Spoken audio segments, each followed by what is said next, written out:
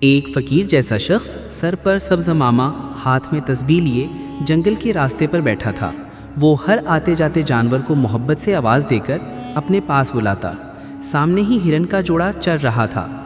ہرنی نے کہا، ہمیں محتاط رہنا چاہیے، یہ کچھ زیادہ ہی میٹھا بول رہا ہے۔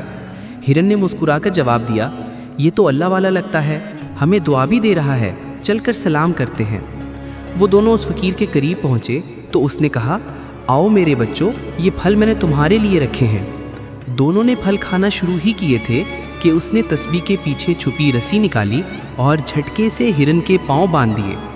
ہرنی چیخنے لگی اور بھاگ کر قریبی بزرگ درخت، جسے سب جانور بابا درخت کہتے تھے، کے پاس گئی اور ساری داستان سنائی۔ بابا درخت نے اس شخص کو بلایا اور پوچھا، کیا تم نے عبادت کا لبادہ اوڑھ کر دھوکہ دیا ہے؟ اس نے کہا، ہاں میں شکاری ہوں اور اسی طرح آسانی سے جانور پکڑتا ہوں۔ ہرنی روتے ہوئے بولی، بابا جی اسے کہیے کہ اگر شکاری ہے تو شکاری کی طرح آئے، جال لے کر آئے، ہتھیار لے کر آئے، لیکن مقدس چہرہ بنا کر دھوکہ نہ دے۔ بابا درخت نے کہا، جو نیکی کے پردے میں فریب کرے اس کا انجام ہمیشہ برا ہوتا ہے، یہ سب سے بڑا ظلم ہے۔